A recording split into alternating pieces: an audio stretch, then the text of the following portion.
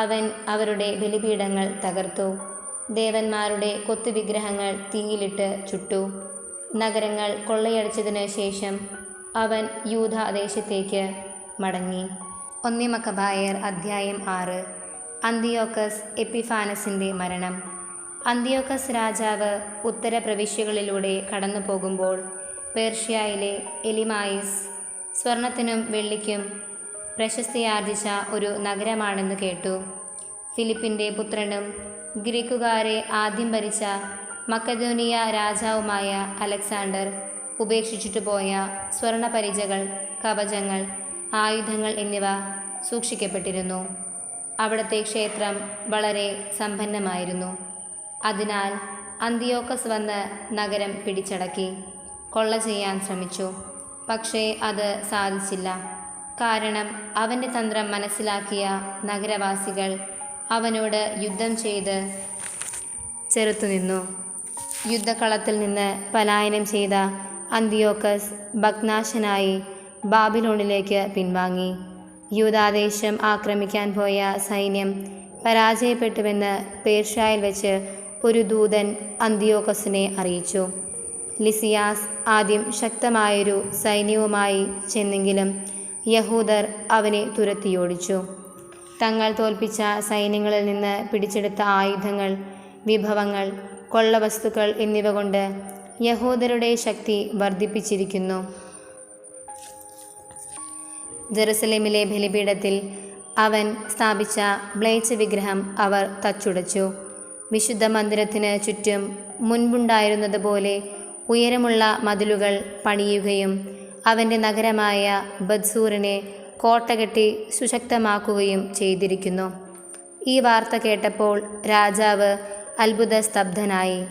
തൻ്റെ പദ്ധതികളനുസരിച്ച് കാര്യങ്ങൾ നടക്കാഞ്ഞതുമൂലം ദുഃഖാർത്തനും രോഗിയുമായി തീർന്ന അവൻ കിടപ്പിലായി. ആഴമേറിയ ദുഃഖത്തിന് അധീനനായി തീർന്ന അവൻ വളരെ നാൾ കിടക്കയിൽ തന്നെ കഴിഞ്ഞു. മരണമടുത്തുവെന്ന് അവന് ഉറപ്പായി. അതിനാൽ സുഹൃത്തുക്കളെ അടുക്കൽ വിളിച്ച് പറഞ്ഞു, എനിക്ക് ഉറക്കമില്ലാതായിരിക്കുന്നു. ആകുലതയാൽ എൻ്റെ ഹൃദയം തകരുന്നു. ഞാൻ എന്നോട് തന്നെ പറഞ്ഞു പോകുന്നു, പ്രതാപകാലത്ത് ദയാലുവും ജനസമ്മതനുമായിരുന്ന എനിക്ക് എത്ര വലിയ ദുരിതമാണ് വന്നു ഭവിച്ചിരിക്കുന്നത്. എത്ര ആഴമുള്ള കയത്തിൽ ഞാൻ വീണു പോയിരിക്കുന്നു. ജെറുസലേമിൽ ഞാൻ ചെയ്ത അകൃത്യങ്ങൾ ഞാൻ ഓർക്കുന്നു. അവളുടെ കനകരജ പാത്രങ്ങളെല്ലാം ഞാൻ കവർച്ച ചെയ്തു. ഒരു കാരണവും കൂടാതെ യൂദാ നിവാസികളെ നശിപ്പിക്കാൻ ഞാൻ സൈന്യത്തെ വിട്ടു. ഇതിനാലാണ് ഈ അനർത്ഥങ്ങൾ എനിക്ക് വന്നുകൂടിയതെന്ന് ഞാൻ അറിയുന്നു. ഇതാ, അന്യദേശത്തു കിടന്ന് ദുഃഖാധിക്യത്താൽ ഞാൻ മരിക്കുന്നു. അന്തിയോക്കസ് അഞ്ചാമൻ. അനന്തരം അവൻ സ്നേഹിതന്മാരിലൊരുവനായ ഫിലിപ്പിനെ വിളിച്ച് അവനെ തൻ്റെ സാമ്രാജ്യത്തിൻ്റെ അധിപനായി നിയമിച്ചു. തൻ്റെ പുത്രനായ അന്തിയോക്കസിനെ കിരീടാവകാശിയായി വളർത്തിക്കൊണ്ടുവരണമെന്ന നിർദ്ദേശത്തോടുകൂടി അവൻ ഫിലിപ്പിന് തൻ്റെ കിരീടവും മേലങ്കിയും മുദ്രമോതിരവും നൽകി. അന്തിയോക്കസ് രാജാവ് 141 വർഷം അവിടെ വെച്ച് മരണമടഞ്ഞു. രാജാവ് മരിച്ചതറിഞ്ഞ ലിസിയാസ് രാജാവിൻ്റെ പുത്രനും താൻ ബാല്യം മുതലേ വളർത്തിക്കൊണ്ടുവന്നവനുമായ അന്തിയോക്കസിനെ രാജ്യഭരണം ഏൽപ്പിക്കുകയും അവന് യുപ്പാത്തോർ എന്ന് പേരു നൽകുകയും ചെയ്തു.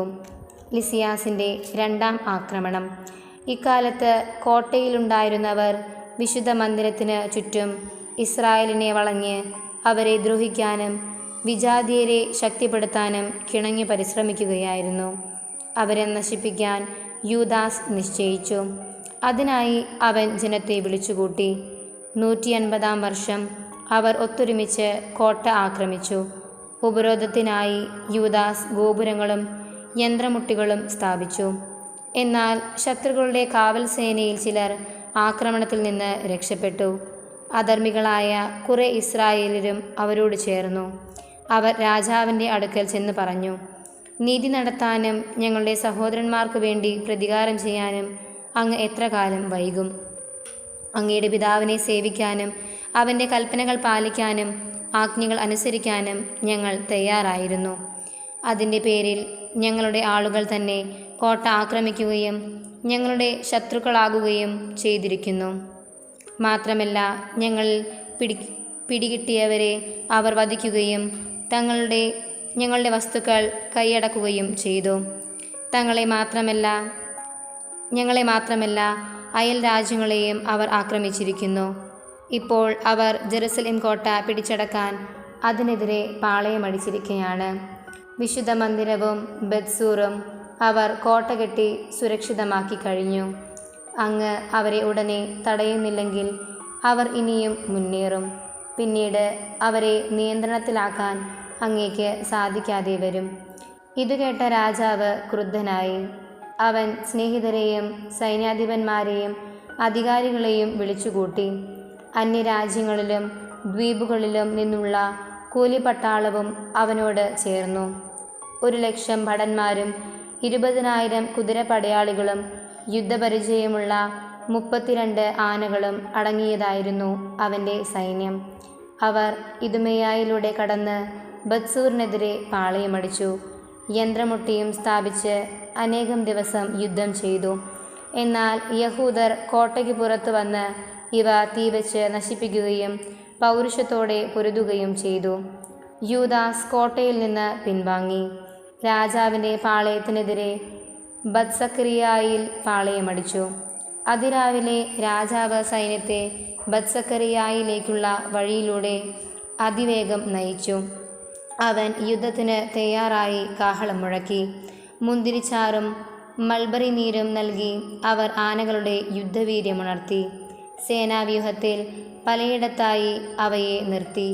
ഓരോ ആനയോടും കൂടെ ഇരുമ്പു കവചവും പിത്തളത്തൊപ്പിയും ധരിച്ച 1000 ഭടന്മാരെയും സമർത്ഥരായ 500 കുതിരപ്പടയാളികളെയും നിർത്തി. അവർ ആനയുടെ അടുക്കൽ സജ്ജരായി നിന്നു. അത് പോകുന്നിടത്തേക്ക് അവരും പോയി. അവർ അതിനെ വിട്ടുമാറിയില്ല. ഓരോ ആനയുടെയും പുറത്ത് തടികൊണ്ടുള്ള സുശക്തവും മറയ്ക്കപ്പെട്ടിരുന്നതുമായ അമ്പാരി ഉണ്ടായിരുന്നു. പ്രത്യേകമായ പടച്ചമയങ്ങൾ കൊണ്ടാണ് അവയെ ആനയോട് ബന്ധിച്ചിരുന്നത്. ഓരോന്നിലും യുദ്ധം ചെയ്യുന്ന ആയുധധാരികളായ 4 പടയാളികളും ഇന്ത്യക്കാരനായ പാപ്പാനും ഉണ്ടായിരുന്നു. കുതിരപ്പടയാളികളിൽ ശേഷിച്ചവർ ശത്രുക്കളെ ആക്രമിക്കാൻ സൈന്യത്തിൻ്റെ ഇരുപാർശ്വങ്ങളിലും നിലയുറപ്പിച്ചു. സേനാവ്യൂഹം അവർക്ക് സംരക്ഷണം നൽകി. സ്വർണവും പിത്തളയും കൊണ്ടുള്ള പരിചകളിൽ തട്ടി സൂര്യപ്രകാശം പ്രതിഫലിച്ചപ്പോൾ കുന്നുകൾ തിളങ്ങുകയും കത്തുന്ന പന്തങ്ങൾ പോലെ കാണപ്പെടുകയും ചെയ്തു. രാജസൈന്യത്തിൽ ഒരു വിഭാഗം ഉയർന്ന കുന്നുകളിലൂടെയും മറ്റേ വിഭാഗം സമതലത്തിലൂടെയും ക്രമമായി ധീരതയോടെ മുന്നേറി. ആ വലിയ പടനീക്കത്തിൻ്റെ ആരവവും ആയുധങ്ങളുടെ ഇരമ്പലുകളും കേട്ടവരെല്ലാം ഭയചകിതരായി. ആ വ്യൂഹം അത്രയ്ക്ക് വലുതും ശക്തവുമായിരുന്നു. യൂദാസും സൈന്യവും അവരോട് ഏറ്റുമുട്ടി. രാജസൈന്യത്തിലെ 600 പേർ കൊല്ലപ്പെട്ടു. അവരാൻ എന്ന് വിളിക്കപ്പെടുന്ന എലയാസർ യുദ്ധമൃഗങ്ങളിലൊന്നിന്മേൽ രാജകീയമായ പടച്ചട്ട സജ്ജീകരിച്ചിരിക്കുന്നതായി കണ്ടു. മറ്റുള്ളവയേക്കാൾ ഉയരമുണ്ടായിരുന്നു ആ മൃഗത്തിന്. രാജാവ് അതിൻ്റെ പുറത്തായിരിക്കുമെന്ന് അവൻ കരുതി. സ്വജനങ്ങളെ രക്ഷിക്കാനും തനിക്ക് ശാശ്വത കീർത്തി നേടാനും വേണ്ടി അവൻ ജീവൻ സമർപ്പിക്കാൻ സന്നദ്ധനായി. ആ മൃഗത്തിൻ്റെ അടുക്കലെത്താൻ അവൻ വീറോടെ സൈന്യവ്യൂഹത്തിനിടയിലേക്ക് കുതിച്ചു. ഇടത്തും വലത്തുമുള്ളവരെ അവൻ അരിഞ്ഞു വീഴ്ത്തി. ശത്രുക്കൾ ഇരുവശങ്ങളിലേക്കും ചിതറി. അവൻ ചെന്ന് ആനയുടെ കീഴെ എത്തി അതിനെ അടിയിൽ നിന്ന് കുത്തിക്കൊന്നു. അത് അവൻ്റെ മേൽ വീണ് അവൻ അവിടെ വെച്ചു തന്നെ മരിച്ചു. രാജസൈന്യത്തിൻ്റെ ശക്തിയും ഭീകരമായ ആക്രമണവും കണ്ട് യഹൂദർ പിന്തിരിഞ്ഞോടി. രാജാവിൻ്റെ പടയാളികൾ അവർക്കെതിരെ ജെറുസലേമിലേക്ക് നീങ്ങി. അവർ യൂദായിലും സിയോൻ മലയിലും പാളയമടിച്ചു. രാജാവ് ബത്സൂർ നിവാസികളുമായി സമാധാന ഉടമ്പടി ചെയ്തു. അവർ നഗരം ഒഴിഞ്ഞുകൊടുത്തു. കാരണം ഉപരോധത്തെ ചെറുക്കാൻ വേണ്ടത്ര ഭക്ഷണ സാധനങ്ങൾ അവർക്ക് ഉണ്ടായിരുന്നില്ല. അത് ദേശത്തിൻ്റെ സാബത്ത് വർഷമായിരുന്നു. അങ്ങനെ രാജാവ് ബത്സൂർ കൈവശപ്പെടുത്തി. അവിടെ ഒരു കാവൽ സൈന്യത്തെ ഏർപ്പെടുത്തുകയും ചെയ്തു. അനന്തരം അവൻ വിശുദ്ധ മന്ദിരത്തിനു മുൻപിൽ പാളയമടിച്ചു. വളരെ നാൾ അവിടെ കഴിഞ്ഞു. അവൻ ഉപരോധ ഗോപുരങ്ങളും അഗ്നിയും കല്ലും വർഷിക്കാനുതകുന്ന യന്ത്രങ്ങളും അമ്പ് എയ്യാനുള്ള ഉപകരണങ്ങളും തെറ്റാലികളും സജ്ജമാക്കി. അവരുടേതിനോട് കിടപിടിക്കുന്ന യുദ്ധയന്ത്രങ്ങൾ നിർമ്മിച്ച് യഹൂദർ അവരെ ഏറെ കാലത്തേക്ക് ചെറുത്തുനിന്നു. എന്നാൽ അത് 7-ാം വത്സരമായിരുന്നതിനാൽ കലവറകളിൽ ഭക്ഷണ സാധനങ്ങൾ ഇല്ലായിരുന്നു. വിജാതീയരിൽ നിന്ന് രക്ഷപ്പെട്ട് യൂദായിൽ അഭയം പ്രാപിച്ചവർ കലവറകളിൽ ശേഷിച്ചവയെല്ലാം ഭക്ഷിച്ചു കഴിഞ്ഞിരുന്നു. വിശുദ്ധ മന്ദിരത്തിൽ ഏതാനും പേർ മാത്രമേ അവശേഷിച്ചിരുന്നുള്ളൂ. ക്ഷാമം രൂക്ഷമായിരുന്നതിനാൽ മറ്റുള്ളവർ ചിതറി താന്താങ്ങളുടെ ഭവനങ്ങളിലേക്ക് പോയി. മതസ്വാതന്ത്ര്യം.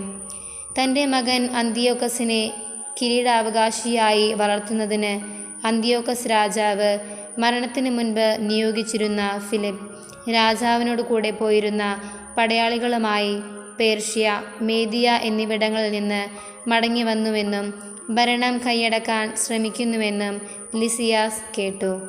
അതിനാൽ പെട്ടെന്ന് സ്ഥലം വിടാൻ അവൻ കൽപ്പന നൽകി. രാജാവിനോടും സൈന്യാധിപന്മാരോടും ജനങ്ങളോടും അവൻ പറഞ്ഞു, നമ്മൾ ദിവസം ചെല്ലുന്തോറും കൂടുതൽ ക്ഷീണിച്ചു വരുന്നു. ഭക്ഷണ സാധനങ്ങൾ ഇല്ലെന്നു തന്നെ പറയാം. നാം ഉപരോധിക്കുന്ന സ്ഥലം സുശക്തമാണ്. രാജ്യകാര്യങ്ങളിൽ നമ്മുടെ അടിയന്തര ശ്രദ്ധ ആവശ്യമായും വന്നിരിക്കുന്നു. അതിനാൽ നമുക്ക് ഈ ജനത്തോടും രാജ്യത്തോടും ഉടമ്പടി ചെയ്ത് സമാധാനം സ്ഥാപിക്കാം. അവർ മുൻപത്തെ പോലെ സ്വന്തം നിയമങ്ങൾ അനുസരിച്ച് ജീവിക്കട്ടെ. നമ്മൾ അവരുടെ നിയമങ്ങൾ നീക്കിക്കളഞ്ഞതിൻ്റെ പേരിലാണല്ലോ അവർ കുപിതരായി ഈ വിധം പ്രവർത്തിച്ചത്. ഈ അഭിപ്രായം രാജാവിനും സൈന്യാധിപന്മാർക്കും സ്വീകാര്യമായി. രാജാവ് യഹൂദരുമായി സമാധാന ഉടമ്പടിക്ക് സന്ദേശമയച്ചു. അവർ അതിന് സമ്മതിച്ചു. രാജാവും സൈന്യാധിപന്മാരും ശപഥപൂർവം ഉറപ്പുകൊടുത്ത വ്യവസ്ഥകളിന്മേൽ യഹൂദർ ആ കോട്ട വിട്ടുപോയി. എന്നാൽ സിയോൻ മലയിലെത്തിയ രാജാവ് ആ സ്ഥലം എത്ര ബലവത്തായ കോട്ടയാണെന്നു കണ്ടപ്പോൾ താൻ ചെയ്ത ശപഥം ലംഘിച്ച് അതിനു ചുറ്റുമുള്ള മതിലുകൾ തകർക്കാൻ ആജ്ഞ നൽകി. അനന്തരം അതിവേഗം അന്ത്യോക്യയിലേക്ക് തിരിച്ചു. നഗരം ഫിലിപ്പ് കൈയടക്കിയിരിക്കുന്നതായി അവൻ കണ്ടു. ഉടനെ ഫിലിപ്പിനെതിരെ യുദ്ധം ചെയ്തു. അവൻ നഗരം വീണ്ടെടുത്തു. ദെമെത്രിയൂസ് ഒന്നാമൻ. 151 ആണ്ട് സെലൂക്കസിൻ്റെ മകൻ ദെമെത്രിയൂസ് റോമായിൽ നിന്ന് കുറേ ആളുകളോടുകൂടെ ജലമാർഗം കടൽത്തീരത്തുള്ള ഒരു നഗരത്തിലെത്തി അവിടെ ഭരണം തുടങ്ങി. അവൻ പിതാക്കന്മാരുടെ രാജധാനിയിൽ പ്രവേശിച്ചപ്പോൾ അവന് ഏൽപ്പിച്ചു കൊടുക്കാൻ വേണ്ടി പട്ടാളം അന്ത്യോക്കസിനെയും ലിസിയാസിനെയും പിടികൂടി. ഇതറിഞ്ഞ രാജാവ് പറഞ്ഞു, അവരുടെ മുഖം കാണാൻ എനിക്കിടവരാതിരിക്കട്ടെ.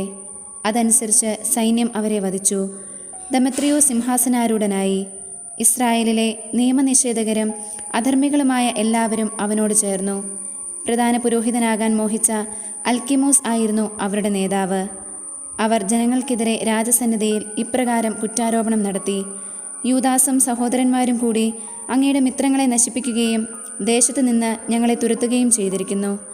അങ്ങ് വിശ്വസ്തനായ ഒരാളെ അയച്ചാലും അവൻ ചെന്ന് ഞങ്ങൾക്കും അങ്ങയുടെ രാജ്യത്തിനും യൂദാസ് എത്രയോ നാശങ്ങൾ വരുത്തിയെന്ന് മനസ്സിലാക്കി അവരെയും അവരുടെ പിണിയാളുകളെയും ശിക്ഷിക്കട്ടെ. തൻ്റെ സുഹൃത്തുക്കളിലൊരുവനും നദിക്ക് അക്കരെയുള്ള പ്രദേശത്തെ ഭരണാധിപനുമായ ബക്കിദസിനെ രാജാവ് തിരഞ്ഞെടുത്തു. അവൻ രാജ്യത്ത് സുസമ്മതനും രാജാവിനോട് വിശ്വസ്തനുമായിരുന്നു. ഇസ്രായേലിയരോട് പ്രതികാരം ചെയ്യുന്നതിനുള്ള കൽപ്പനയുമായി രാജാവ് അവനെ അയച്ചു. അധർമ്മിയായ അൽക്കിമോസിനെ മഹാപുരോഹിതനായി നിയമിച്ച് അവനെയും കൂട്ടത്തിൽ വിട്ടു. അവർ വലിയൊരു സൈന്യവുമായി യൂദാദേശത്തെത്തി. യൂദാസിനോടും സഹോദരന്മാരോടും സഖ്യം ചെയ്യാമെന്ന വ്യാജ സന്ദേശവുമായി ബക്കിദസ് ദൂതന്മാരെ അയച്ചു.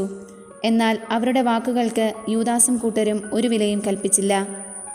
കാരണം വലിയൊരു സൈന്യത്തോടു കൂടിയാണ് ബക്കിദസ് വന്നിരിക്കുന്നതെന്ന് അവർ മനസ്സിലാക്കിയിരുന്നു. ന്യായമായ വ്യവസ്ഥകൾ അഭ്യർത്ഥിച്ചുകൊണ്ട് ഒരു സംഘം നിയമജ്ഞർ അൽക്കിമോസിൻ്റെയും ബക്കിദസിൻ്റെയും അടുത്തു ചെന്നു.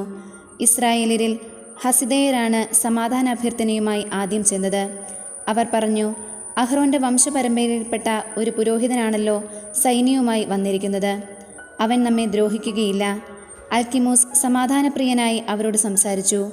നിങ്ങളെയോ നിങ്ങളുടെ സ്നേഹിതന്മാരെയോ ഞങ്ങൾ ഒരിക്കലും ഉപദ്രവിക്കുകയില്ല എന്ന് അവൻ അവരോട് ശപഥം ചെയ്തു. അവർ അവനെ വിശ്വസിച്ചു. പക്ഷേ അവൻ ഒറ്റ ദിവസം കൊണ്ട് അവരിൽ 60 പേരെ പിടിച്ച് കൊന്നുകളഞ്ഞു. അങ്ങയുടെ വിശുദ്ധരുടെ ശരീരങ്ങൾ അവർ ജെറുസലേമിന് ചുറ്റും ചിതറിച്ചു. അവരുടെ രക്തം അവിടെയെല്ലാം ചൊരിഞ്ഞു. അവരെ സംസ്കരിക്കാൻ ആരുമുണ്ടായിരുന്നില്ല എന്ന് എഴുതപ്പെട്ടിരുന്ന വചനം അനുസരിച്ചു തന്നെ അവരെക്കുറിച്ചുള്ള ഭയവും സംഭ്രാന്തിയും ജനത്തിനിടയിൽ വ്യാപിച്ചു. അവർ പറഞ്ഞു, സത്യവും നീതിയും ഇല്ലാത്തവരാണ് ഇവർ. ശബ്ദം ചെയ്തുറപ്പിച്ച ഉടമ്പടി ഇവർ ലംഘിച്ചിരിക്കുന്നു. ഇതിനകം ബക്കിദസ് ജെറുസലേമിൽ നിന്ന് ബത്സയിത്തിൽ പോയി പാളയമടിച്ചു. തൻ്റെ പക്ഷം ചേർന്നവരിൽ വളരെ പേരെയും ജനങ്ങളിൽ ചിലരെയും അവൻ സൈന്യമയച്ചു പിടിച്ചുകൊന്ന് ഒരു വലിയ കുഴിയിലെറിഞ്ഞു. അവൻ രാജ്യം അൽക്കിമൂസിനെ ഏൽപ്പിച്ചു. സഹായത്തിന് ഒരു സേനയെയും നിർത്തി. ബക്കിദസ് രാജസന്നിധിയിലേക്ക് മടങ്ങി. അൽക്കിമൂസ് പ്രധാന പുരോഹിതനാകാൻ കിണഞ്ഞു പരിശ്രമിച്ചു. ജനത്തെ അലട്ടിയിരുന്നവർ അവനോട് ചേർന്നു. യൂദാദേശം അവർ കീഴടക്കി. ഇസ്രായേലിന് കനത്ത നാശം വരുത്തുകയും ചെയ്തു. അൽക്കിമൂസും അനുയായികളും ഇസ്രായേൽക്കാരോട് ചെയ്ത ദ്രോഹങ്ങൾ യൂദാസ് കണ്ടു. അത് വിജാതിയർ ചെയ്തതിനേക്കാൾ അധികമായിരുന്നു.